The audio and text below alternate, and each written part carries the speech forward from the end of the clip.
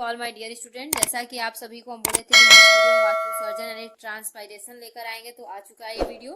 तो स्टार्ट करते हैं।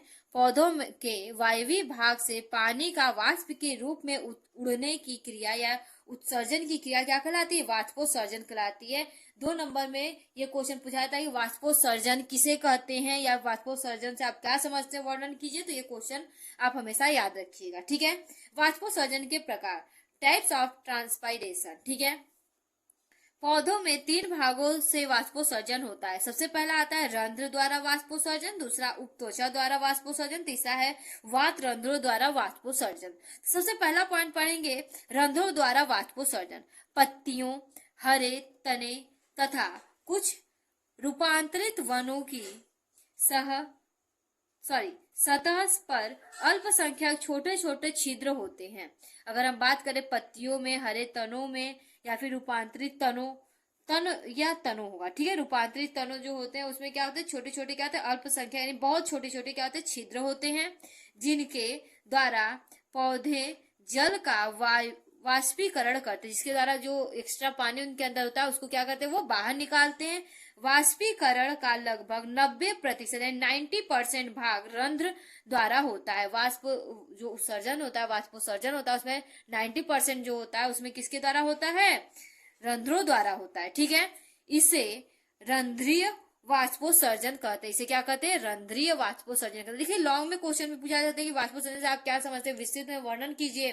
4 नंबर में पूछा है तो उसमें आपको वाष्पोत्सर्जन पहले डिफिनेशन लिखना होगा, फिर उसके प्रकार लिखना, प्रकार के अंदर फिर लिखना होगा। इसलिए हम ये चैप्टर आपको डिटेल में बता रहे हैं। और डिटेल क्वेश्चन बहुत ही बेनिफिशियल होता है, इसे 1 मार्क्स के क्वेश्चन बन जाते हैं ढेर सारे, ठीक है।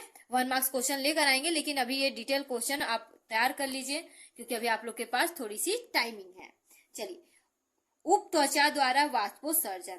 पौधों के बाहरी भाग व पत्तियां उपत्वचा या क्यूटिकल्स द्वारा ढके होते हैं। यानी कि अगर हम बात करें पौधों की बाहरी पत्तियां या फिर ये सब किसके द्वारा? क्यूटिकल्स के द्वारा क्या होता है? ढके होते हैं। इसमें भी वाष्पोत्सर्जन द्वारा जल होता है। इसमें भी वाष्पोत्सर्जन द्वारा जल का क्या होता है? उत्सर्जन होता है। यहाँ पर उत्सर्जन होगा, ठीक है। इसे उपत्वचीय, ठीक है, त्वचीय वाष्पोत्सर्जन कहते हैं। इसे क्या कहते हैं? उपत्वचीय वाष्पोत्सर्जन। उपत्वचा से जो वाष्पोत्सर्जन होता है उसे उपत्वचीय वाष्पोत्सर्जन कहते हैं। नेक्स्ट है वात रंध्रों द्वारा वाष्पोत्सर्जन। वात रंध्रों द्वारा वाष्पोत्सर्जन हम पढ़ेंगे। वात रंध्रों द्वारा वाष्पोत्सर्जन में वृक्षों के तनों व शाखाओं पर छाल के बीच बीच में छोटे छोटे वातरंध्र पाए जाते हैं। जैसे आप मोटे मोटे पेड़ देखे होंगे तो उसके छाल देखे होंगे एकदम ब्राउन कलर का, ऐसे मोटा मोटा ऐसे छाल जाता है ऊपर, ठीक है, ऊपर लेयर में। और जब उसको छीलते हैं तो उसके अंदर एक और लेयर होती है, ठीक है, वो थोड़ा सा। और जब छीलते हैं हम लोग तो उसमें से कुछ लिक्विड चिपचिपा सा गाढ़ा पदार्थ निकलता है, ठीक है। तो वो जो छाल है उसको रक्षा करता है ना, तो उसमें भी क्या होता है? वातरंध्र होते हैं। इसे देखिए वातरंध्र, उसमें क्या होता है? वाष्पोत्सर्जन की प्रक्रिया वातरंध्र के द्वारा उसमें भी होता है। इसमें भी वाष्पोत्सर्जन होता है। इसे क्या कहते हैं? वातरंध्रीय वाष्पोत्सर्जन। अब देखिए वाष्पोत्सर्जन के लाभ भी है। Advantage of transpiration. वाष्पोत्सर्जन हो रहा है यानी कि अनावश्यक जो जल है पेड़ के अंदर वो बाहर निकल रहा है, तो उसके लिए भी कुछ बेनिफिशियल हुआ तभी वो बाहर निकल रहा है, ठीक है। जैसे हम लोग अपना जो एक्स्ट्रा पानी होता है अपनी बॉडी से बाहर निकालते हैं क्योंकि वो हमारे लिए बेनिफिशियल नहीं है, इसी तरह पेड़ में भी होता है, ठीक है। तो स्टार्ट करते हैं पहला पॉइंट। पौधों में तापक्रम का नियमन होता है। देखिए पौधे जो होते हैं वो धूप हो, गर्मी हो, जाड़ा हो, बरसात हो, सभी टाइम में क्या होते हैं? बाहर ही रहते हैं। तो उनमें टेम्परेचर को रेगुलेट करने के लिए ये प्रोसेस वाष्पोत्सर्जन होता है, यानी टेम्परेचर को मेंटेन बनाए रखने के लिए।